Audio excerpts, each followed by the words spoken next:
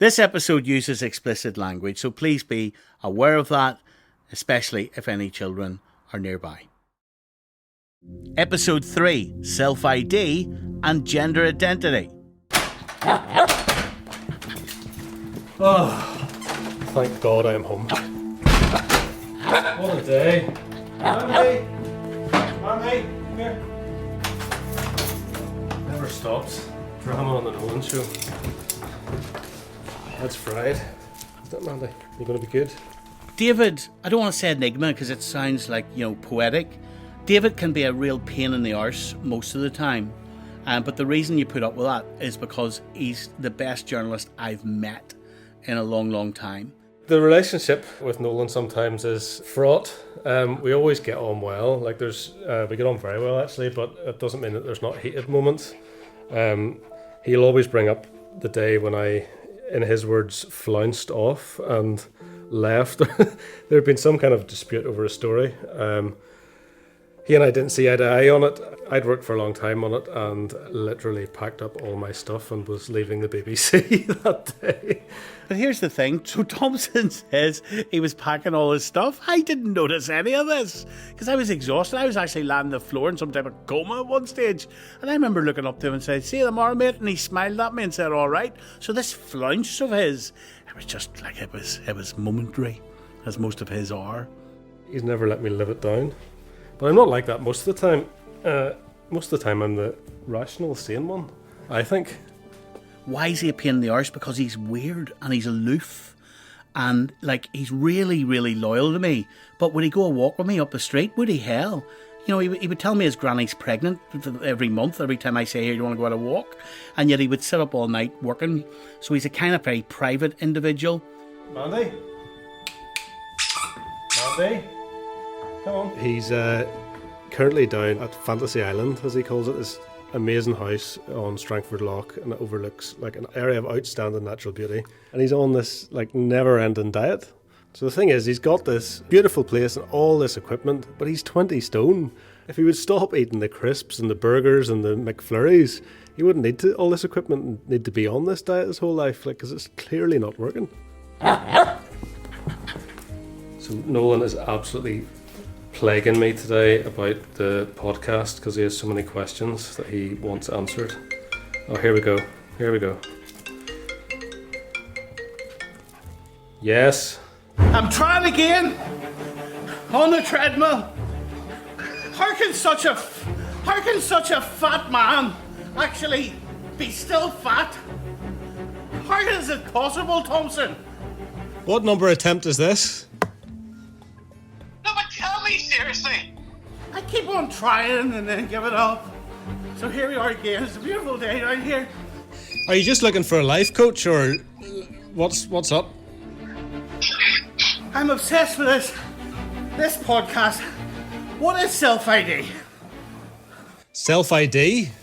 Yes. Self-ID is basically, so at the minute, if you want to change your sex, you have to go through a process and you have to meet certain criteria to be accepted and change your sex. That's transgender, right? Well, yeah, some transgender people go through that process. If they want to change their sex and be legally recognised as a different sex, they go through a process.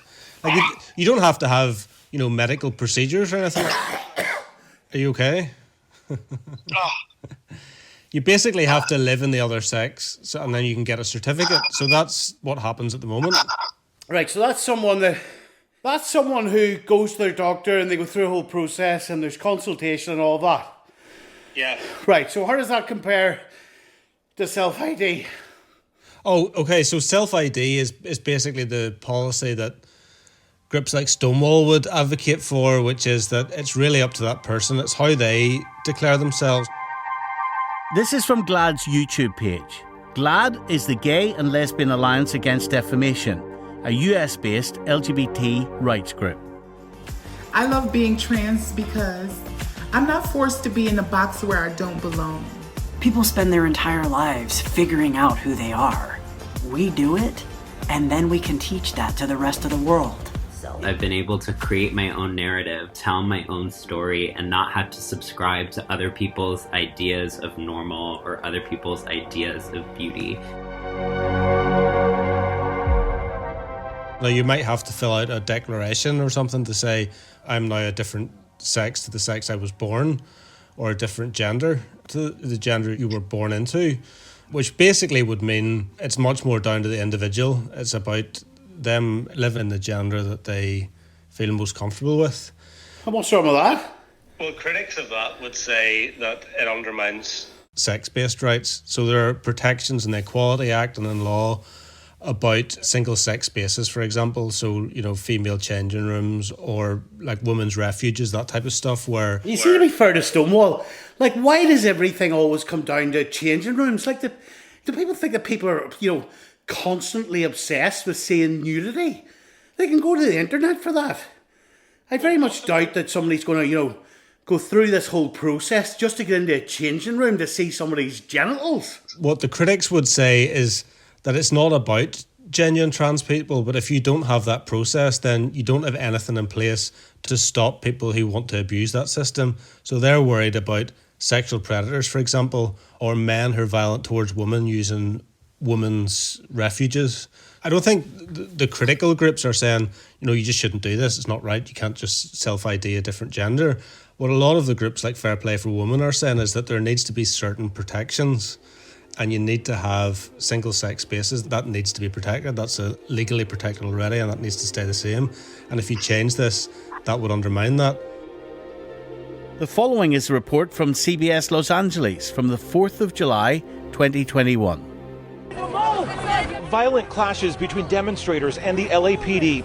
These demonstrators showed up to support trans rights and WeSpa, a business that came under fire this week over a viral video. It's okay for a man to go into the women's section, show his penis around the other women, young little girls underage. So, Thompson, there was a huge row, wasn't there, in LA over this, wasn't there? Yeah, there was a social media storm over reports of a man, or maybe a trans woman, who went into a changing room that was reserved for women. And the law in that part of America actually protects people's gender expression. In LA, does it? Yeah, in LA. So someone who was biologically male went into a female changing room, is that right? Yeah, seemingly they were physically male. They took their clothes off, and some of the women there were angry about this. There were claims that there were children there, and some of the women didn't think it was appropriate. It became this focal point for this huge row over trans rights, and there were police there, protesters for and against trans rights. There were women who were saying this is a space for women and only women should be allowed here.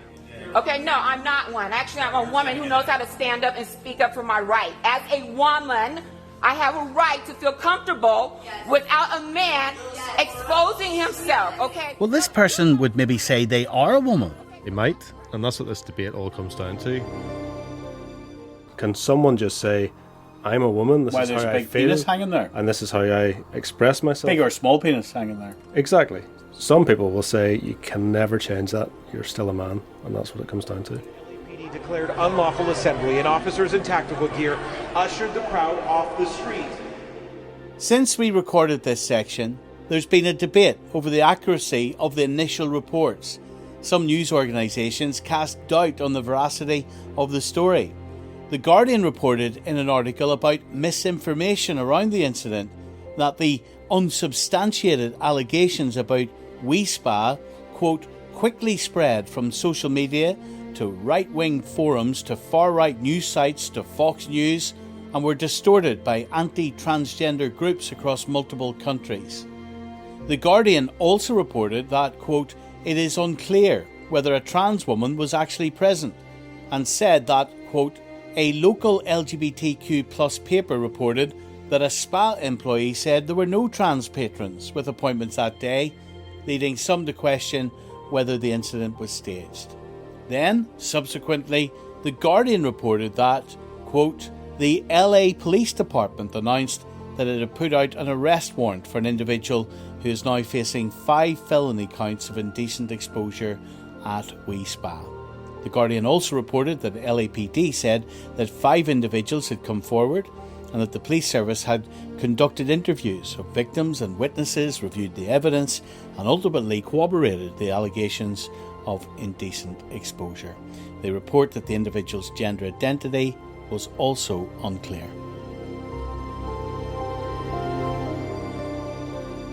The New Zealand weightlifter Laurel Hubbard is set to become the first transgender athlete to compete at the Olympics. So, for example, there's a row over trans athletes at the Olympics, like the weightlifter Laurel Hubbard. There are really strict and complex rules, and Laurel had to prove that her testosterone was below a certain level because testosterone increases your muscle mass. Critics say if you could just self-ID, you could have self-identifying trans women playing sport on what many other women say would be an uneven playing field. She was competing in men's events until she transitioned in 2012. But self-ID isn't just about someone that's a man saying they're a woman or a woman saying they're a man. That's where all this cis stuff and genderqueer, what is it? Well, there's different genders, and how they fit into that, people don't really know. I mean, what we've seen is Stonewall lobbying for those gender identities to be recognised by public bodies. So if you're gender fluid, for example, you might consider yourself, a man one day, a woman on a different day, or you might be somewhere in between and say that you're not either. And they're asking for public bodies to formally recognise that. So self-ID and the discussions in the Scottish Parliament and elsewhere about a self-ID policy is much more related to people that are actually changing their sex or want to be recognised as a different, either male to female or female to male. But quite where those different gender identities that Stonewall lobby on behalf of fit into that, nobody... Now, as you're all listening from home or wherever it is you're listening to this podcast, you might remember Piers Morgan causing a huge controversy around this type of territory. I'm actually a two-spirit, neutroid, pangender penguin. And how dare you tell me I can't identify as that? Give me an example of some of those identities. You could be genderqueer, you could be non-binary, you could be two-spirit. These are some of the... two-spirit? I think it comes from a Native American idea of people who are basically neither male nor female, or they may have both. I mean, some of these terms are not defined. There's not a dictionary definition of them. So it's really what interpretation people put on those themselves. I've heard of them. I don't really know what they all mean. But, I mean, whatever makes you happy, Yeah, I'm fairly aware of them. I have a few friends, and even my own brother is trans, so I feel like society should always accommodate to make people feel more comfortable. Sometimes you can feel a lot more masculine than feminine. Other days you can feel a lot more feminine than masculine. I just don't think it really matters, honestly. I didn't grow up with a lot of LGBT people, so when I found out about, trans rights and everything like that, I found myself and I became more comfortable in my own identity. I've no non-binary is the only thing I've heard of it. The rest, no. One of the people we happened to bump into in the street was Father Timothy Bartlett. He's a Catholic priest who's attended Pride events and discussions on LGBT issues in the past. Here's what he had to say. I've heard of some of those, not all of them. And my starting point, and I think the starting point particularly of anybody in it from a church pastoral perspective, has to be the individual and their particular story, their history, and their understanding of themselves. That's where I always begin, and how they define themselves and articulate their experience of who they are. So to me, that's much more important than approaching anybody with a particular label in mind. If people want to use that as their identifiers, well, I respect that, but I'd want to also understand what they mean by that. And in some of those cases, I do, in some of them I don't. Here's Benjamin Cohen from Pink News again. The identities that people give themselves and identify as, for example, two-spirit, right? I'm a 48-year-old man. I have no idea what two-spirit means. Is there any control over what these definitions mean? What does two-spirit mean, and who decides what is two-spirit and what isn't? And again, without me being facetious, could someone tomorrow say that they're being three-spirit? I understand your point, that I'm 10 years younger than you. And this is also difficult for, I guess, us older people sometimes to navigate because terminology does change. I first heard the term two-spirit when I was at an event with Canada's High Commissioner and Canada's LGBT envoy. And it's a Canadian term, and it's actually from the kind of Native American, it has Native American origins in Canada. So it derives from there. But what does it mean? Oh God! You're testing me, and I probably couldn't give you the dictionary definition. But just can you give me a sense of what it means? So if someone comes to me and says I'm two-spirit, what does it actually mean?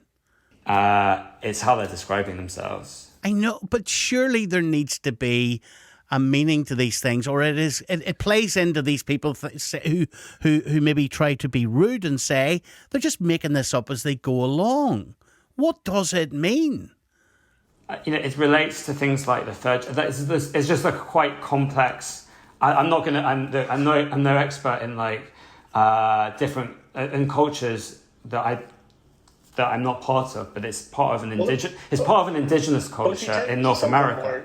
Well, if you take something from the UK, which we use quite often, like genderqueer. Then what does genderqueer mean? Genderqueer, I'm more happy to kind of... But I will say to you, and maybe I haven't given you a tough enough time in this interview, but the fact that the person at the very top of Pink News does not know what, two-spirit means, and I'm supposed to know, and society's supposed to expect it, is surely extraordinary. We all have a duty to be educating themselves. You have pointed out to me that I can't give you, off the top of my head, a definition of two-spirit that would be considered to be accurate, and I think that accuracy, as... we're all on this call journalists. I believe accuracy is a central part of being... Or we should be saying to people, you just can't categorise yourself and as all of these different descriptors. No, I don't agree with that, because I might carry... I'm a Jew, but if I'm having a conversation with different Jewish people, we'll talk about the type of Jews. Well, maybe it comes down to this, Benjamin, is maybe you can express yourself whatever way you want, but it's a big leap from your personal expression and your personal description of yourself as genderqueer or two-spirit or non-binary to actually dealing with that practically day-to-day in law.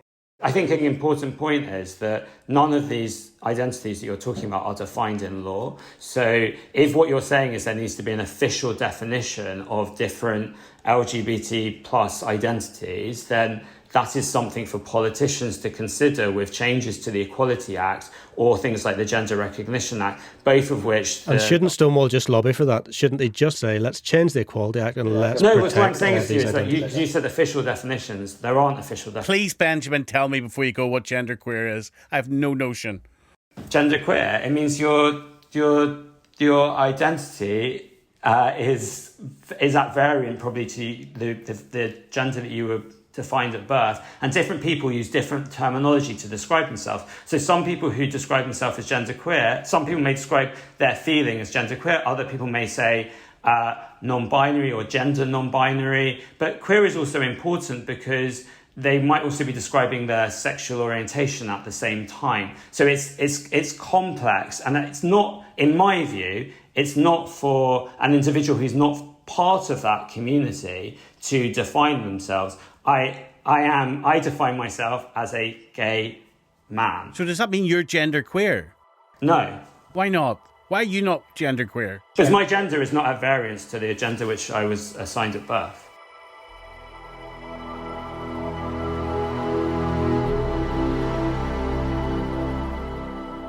And who cares what somebody in their own head is thinking they are? Why have they not got the right to think who they are and what they are? I don't think. I mean, I don't know of any of the critics of Stonewall who have an issue with that. I think where their issue comes is how does a society legislate for this type of stuff? When those sort of identities change, how can an employer, for example, facilitate that? Obviously, Stonewall would say, well, yes, of course they can. They can find different ways of accommodating people with different gender identities. But at the minute, as things stand, sex is binary in law. There's male and there's female. And transgender is recognised. People are protected if they're going through a process of change from male to female or vice versa. But the law has no capacity to deal with people with different gender identities. Do public bodies have to accept the different identities? In other words, say somebody was arrested and the police attempt to define them as a man or a woman. Do public bodies have to accept a suspect who says, actually, I'm two-spirit? Trans has become much more than just sort of someone who's going through a process of transitioning from one sex to another. And by Stonewall's own definition, it includes those various gender identities. It's kind of like an umbrella term. So there's two things. Say, for example, a male commits violence against a female, and that male is going through or intending to go through gender reassignment, the formal process. They're protected on the characteristic of gender reassignment. The old term's transsexual. If somebody essentially, and there have been cases where this has arisen, if someone, for example, a male commits a sexual offence or a violent offence against a woman, and that person has self-identified as a different sex, the police services have accepted that. From the documents we have seen, self-ID is already effectively in place in many public bodies in the UK. We put it to Labour MP Rosie Duffield that if that's the case, what's the problem?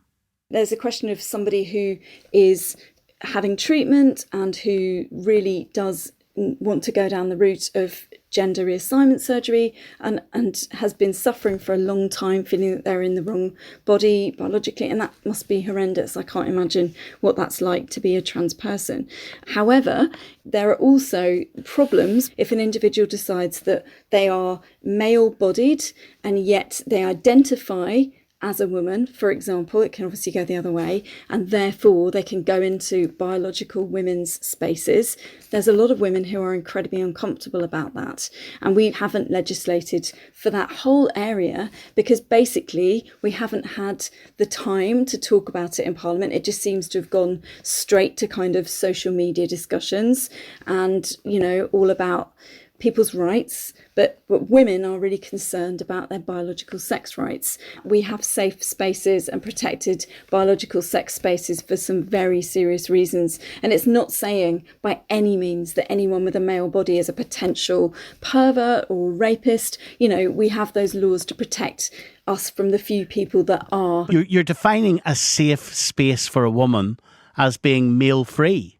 Yeah, a lot of women who've had direct experience of men using their bodies for harm or to harm them do not want to be anywhere near a male body for some very good reasons. So, for example, domestic abuse is a really obvious one, and, you wouldn't necessarily put your children in a position where they could see adults walking around naked. I mean, we have protection and safeguarding for a reason, but also many women don't believe that just because you feel like a woman, if you've got a male body, it doesn't make you one magically.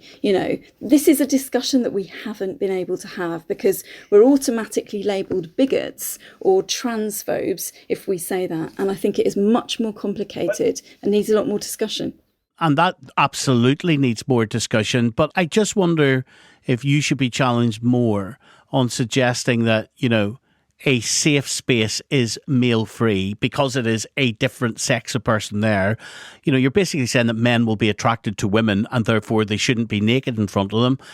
How come the country doesn't fall over when in male changing rooms, gay males are allowed into the same changing rooms as heterosexual males? There's attraction there.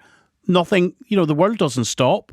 And it's not an unsafe space. It's not about attraction. I think the crime of rape is a violent crime and men use their bodies as a weapon in that sense. It's nothing to do with attraction or sexuality even. It's a crime of violence. So if we are put in a position where we are vulnerable to male violence or male-bodied people in our space, I think we have absolutely the right to question that and to say no, actually. And these are our bodies. They're different to male bodies and we're allowed to say that and to say no, and we fought for the right to do that, and we are saying no, a lot of us, and I'll protect my right to say that. So some people don't like that, but we've got to have that discussion.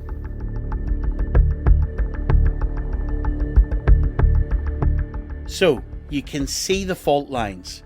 This is an important debate which will dictate how society functions in the future. There are people who insist there is only male and female, and then there are those who completely disagree, fundamentally disagree to such an extent that they believe there are hundreds of genders. But if you look at the statistics, those numbers are going up. But how can there be many different genders? How can there be? And who is the body that defines what that gender means, rather than it just being based on, whatever somebody wants it to mean. So who has defined, like, we know what a male means. A male means you've got a penis and testicles, doesn't it? So what does... And male chromosomes and what everyone understands a male to mean. No, I get that, Thompson. And I get what a female means, but like, who defines what two-spirit is? Well, a lot of these things are really about how people define themselves. I take your point. Who defines what that is? Is Stonewall defining it? I don't think they do, but they would list that as an example of a different gender identity that some people would feel. You may get back to your treadmill. Thompson, I hope that we have dubbed the sound of the treadmill under this so that nobody knows I stopped after the beginning. And then they'll think I'm an athlete, that I have been able to calmly, while not even being breathless, speak to you the whole way through. Speaking as a BBC employee, I would have to say that would be breaching safeguard and trust. The audience need to know the truth. Do you know what really irritates me about you? How much bad food you can eat and you're a skinny wee runt? That's because I work too hard.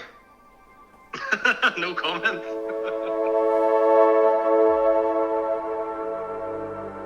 In summary, Stonewall is campaigning to make it a societal norm that rather than just male and female, human beings can have lots more genders, including genderqueer, queer, non-binary, two-spirit, many others.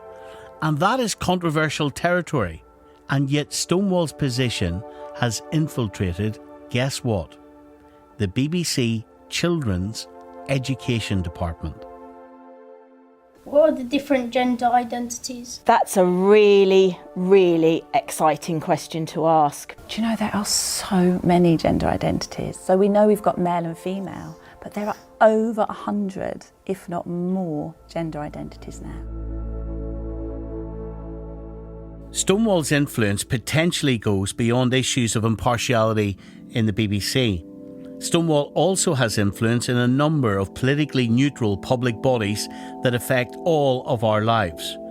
From the people who gather data for the census, to our governments across the UK and our civil servants. We will look at that. Stonewall seems to have been allowed to position itself as the expert body in equality when it comes to gay, lesbian, bisexual or transgender people. It's as if no other experts on the planet who might disagree with Stonewall exist. Certain groups are protected from discrimination in law based on characteristics like your race, sex, or sexual orientation.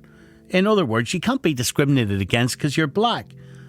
That law is the Equality Act, and it makes employers responsible for ensuring none of those protected groups are treated unfairly. Here's the Conservative MP, Philip Davies.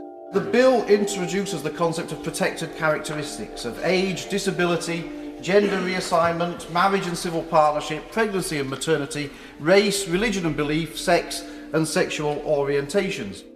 And many employers invited Stonewall in to help them, particularly around gay and trans employees. Stonewall don't think the law goes anywhere near far enough on trans rights. For example, they're thinking that a biological male could decide without any transition process that they should be treated in law as a woman is deeply controversial, and it's opposed bitterly by others. And so far, it has been rejected by the government. So that is just one example of how Stonewall are in very controversial territory. They may be the experts in some people's view, but in others, they may be fundamentally wrong.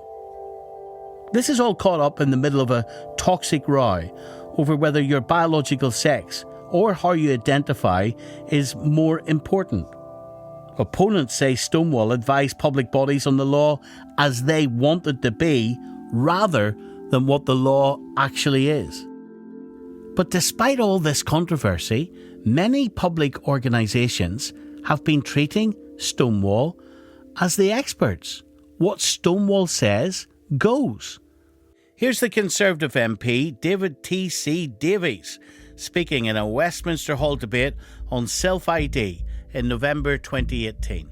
The point that I'm making is that before any legislation has been passed, we are already seeing organisations such as schools, hospitals and prisons allowing people to define themselves by a different gender to the one that they are born with and in the majority of cases to which their body corresponds.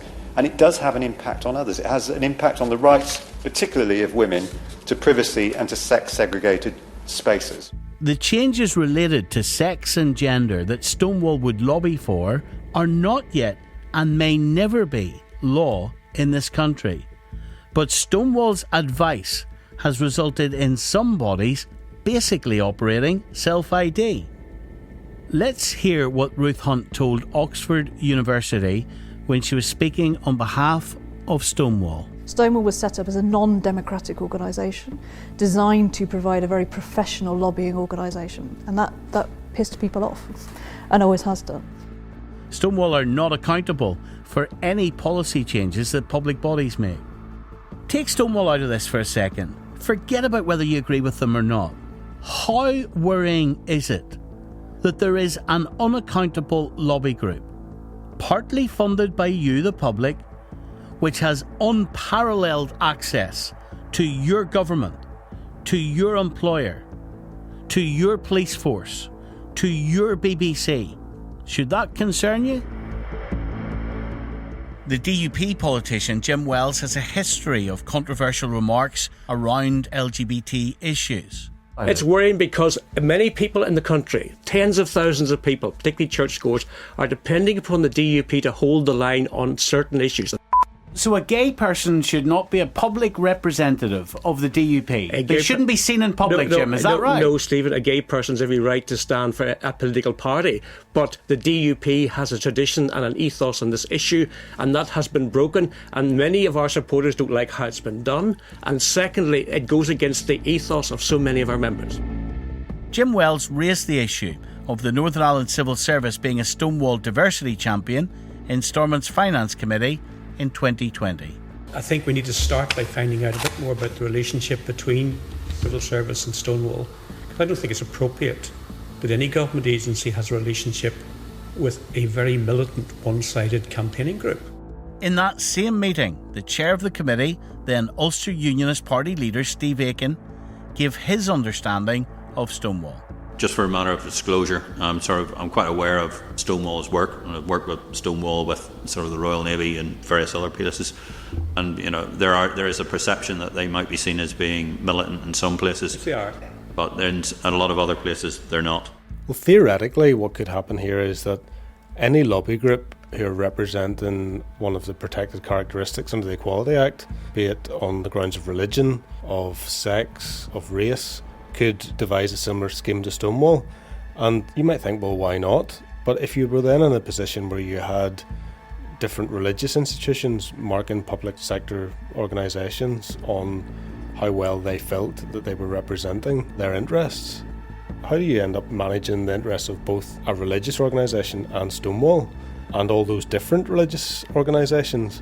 And you can see how this could very quickly get out of control if all of those different lobbies and interests has essentially a seat at the table by being inside these organisations and being able to influence the policies of those organisations.